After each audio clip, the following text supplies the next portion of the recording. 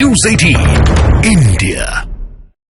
खबर आई किसानों के प्रदर्शन से जुड़ी। दिल्ली नोएडा बॉर्डर पर धरना दे रहे किसानों का प्रदर्शन खत्म हो गया।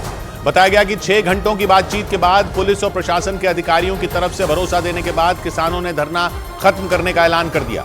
सरकार से मुआवजा बढ़ाने समेत कई मांगों को लेकर किसान संसद भवन जाने के लिए दिल्ली कूच कर गए थे, लेकिन पुलिस ने उन्हें दिल्ली और नोएडा के बीच मौजूद चिल्ला बॉर्डर पहुंचने से पहले ही रोक लिया।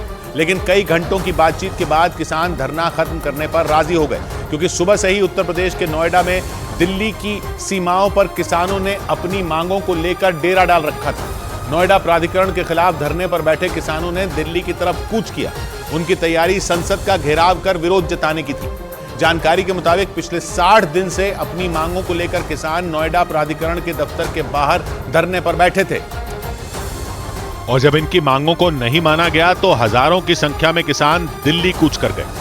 किसानों के दिल्ली मार्च करने की वजह से नोएडा को दिल्ली से जोड़ने वाली तमाम सड़कों पर भयंकर जाम लग गया। किसानों के दिल्ली कूच की जो तस्वीरें सामने आई, उनमें बड़ी संख्या में किसान पैदल और ट्रैक्टर ट्रॉली से दिल्ली की तरफ बढ़ते दिखाई दिए। महिलाओं का जत्था भी नारे लगाते हुए तेजी से सड़क पर बढ़ता नजर आया। इसके बाद पुलिस और प्रशासन ने जगह जगह किसानों को रोकना शुरू किया। सबसे पहले किसानों को महामाया फ्लाईओवर के आगे दलित प्रेरणा स्थल के पास बैरिकेड लगाकर रोका गया। वहां से आई एक तस्वीर में सड़क पर किसानों का सैलाब दिखा। हाथों में तिरंगा लेकर किसानों की भीड़ सड़क पर धरना देती नजर आई। वहां से पुलिस के साथ किसानों की धक्का मुक्की की भी खबरें आई। बताया गया कि करीब 1 घंटे की बातचीत के बाद किसानों ने बैरिकेडिंग तोड़ दी और चिल्ला बॉर्डर की तरफ बढ़ने लगे। लेकिन चिल्ला बॉर्डर पहुंचने से पहले सेक्टर 18 के फ्लाईओवर के पीछे किसानों को दोबारा रोक लिया गया, जिसके बाद किसानों ने सड़क पर ही धरना शुरू कर दिया। लेकिन दिल्ली की सीमा पर हजारों की संख्या में डटे किसानों ने पुलिस और प्रशासन की मुसीबत बढ़ा दी, क्योंकि किसानों ने 2 टूक कह दिया था कि वो हर हाल में विरोध जताने के लिए संसद भवन तक मार्च करके ही रहेंगे। यानी किसान किसी भी सूरत में अपने कदम पीछे खींचने के लिए तैयार नहीं है। इसीलिए पुलिस और प्रशासन के अधिकारियों की परेशानियां बढ़ गईं। दिल्ली और नोएडा के बीच मौजूद चिल्ला बॉर्डर पर किसानों को रोकने के लिए तगड़े इंतजाम किए गए। ड्रोन से ली गई तस्वीरों में सड़क के किनारे बड़ी संख्या में बैरिकेड लगे दिखाई दिए, ताकि उनके जरिए किसानों को दिल्ली में दाखिल होने से रोका जा सके। इसके अलावा वहां बड़े अधिकारियों के साथ भारी संख्या में पुलिस के जवान तैनात नजर आए। कोशिश यही रहेगी कि किसी भी तरह की ट्रैक्टर ट्रॉली यहाँ पे बॉर्डर क्रॉस करके दिल्ली एंटर ना कर पाए। लेकिन पुलिस के सामने सबसे बड़ी चुनौती किसानों को प्रदर्शन खत्म करने के लिए मनाना है। लेकिन लाख कोशिश के बाद भी किसान संसद भवन का घेराव करने पर अड़े रहे। या तो आप हमें बैठने की जगह दे दो यहाँ, नहीं तो हम दिल्ली कूच करेंगे।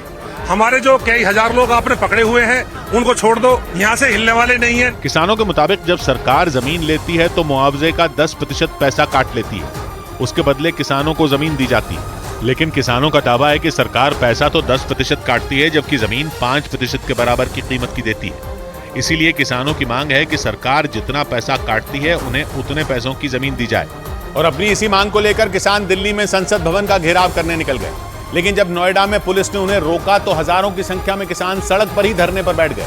इसकी वजह से दिल्ली और नोएडा को जोड़ने वाली सड़कों पर भयानक जाम लग गया, क्योंकि दिल्ली की तरफ बढ़ते किसानों को रोकने के लिए पुलिस ने जगह जगह बैरिकेड लगा दिए। कई सड़कों को बंद करना पड़ा।